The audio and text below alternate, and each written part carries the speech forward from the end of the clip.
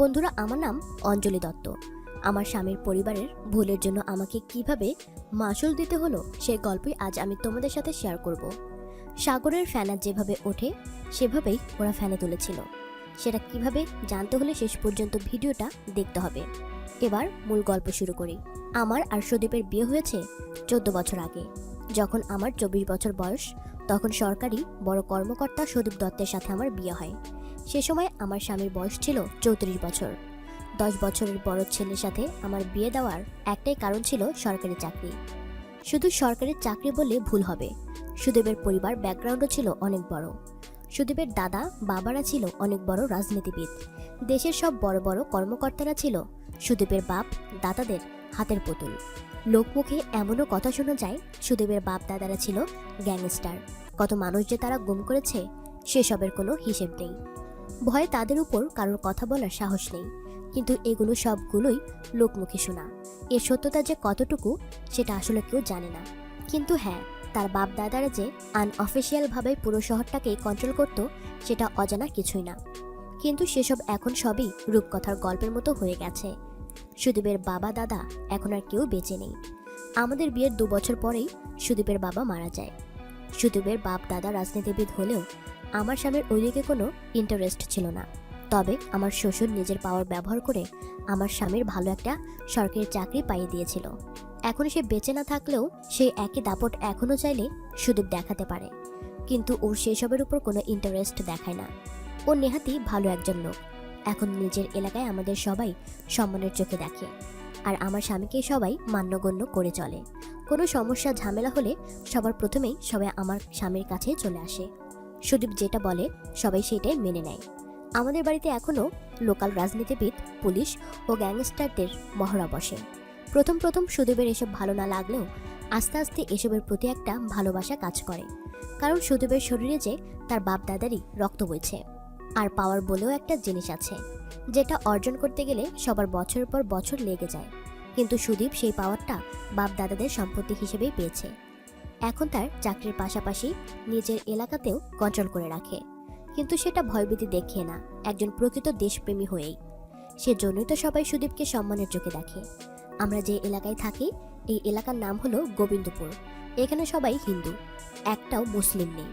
আমি ছিলাম একজন সাদাসিধা গ্রাম্য মেয়ে, কিন্তু আমার রূপের বাহারা সবাইকে পাগল করে তুলত।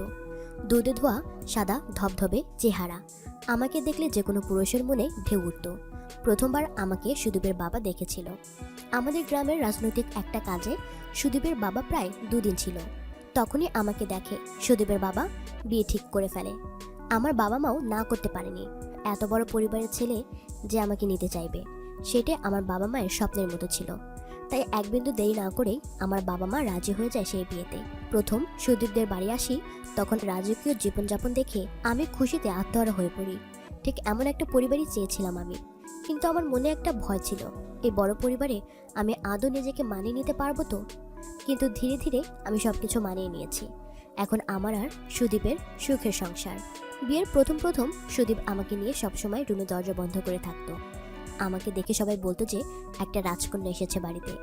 প্রথম প্রথম সুদীপ দিনরাত লাগাতো, কিন্তু আস্তে আস্তে সেটার পরিমাণ অনেক কমে যায়। সুদীপ এখন আমাকে বেশি সময় দিতে পারে না। সরকারি বড় কর্মকর্তা হওয়ার কারণে কাজের চাপটা একটু বেশি। আবার অফিস থেকে এসে রাজনৈতিক কাজে ব্যস্ত থাকার কারণে বেশি সময় আমার সাথে কাটাতে পারে না। কিন্তু এতে আমার বিন্দুমাত্র আক্ষেপ নেই। কিন্তু বিয়ের 1 বছর পরেই আমাদের একটা রাজকুমার এসেছিল। আমরা তার নাম রেখেছি অভি। যতদিন অভি বাড়িতে ছিল ততদিন ছেলেকে সামলাতে সামলাতে আমার দিন কেটে যেত। কিন্তু 2 বছর আগে অভিকে আমরা আমেরিকায় উচ্চশিক্ষার জন্য এক দুঃসম্পর্কের বোনের কাছে পাঠিয়ে দিয়েছি। তারপর থেকে বলতে গেলে আমি একটু একাই হয়ে পড়েছি। যদিও বাড়িতে আসা অতিথিদের সাথেও আমার সম্পর্কটা বেশ ভালো, কিন্তু এই বয়সে এসেও আমার যেন আগের থেকে আরও বেশি চাহিদা উঠেছে। বয়স 40 হলেও মেনটেন করে রাখার কারণে আমাকে দেখলে কেউ 30-এর বেশি বলতে পারবে না। রাজনৈতিক কাজে আসা লোকজনের চোখ সবসময় আমার দিকে ঘুরে বেড়ায়। যে কোনো কিছুর বাহানায় আমার সাথে সবাই খুব কাছে এসে কথা বলতে চায়। আমার মনটা বন্ধুত্বপূর্ণ হওয়ার কারণে লো ক্লাস থেকে হাই ক্লাস সবার সাথে আমি খুব সুন্দর সাবলীলভাবে নিজেকে উপস্থাপন করি। কিন্তু এসব বাহানায় সেসব লোক চোখ দিয়ে পান করে। কিন্তু এর বেশি কেউ কখনো সাহস পায়নি। আমি সুদীপ আর অভি ছাড়াও এই বাড়িতে আরও একজনের পার্মানেন্টলি আসা যাওয়া আছে। তিনি হলেন কমলা। আমি আর সুদীপ তাকে মাসি বলে ডাকি। সে অনেক পুরনো কাজের মানুষ।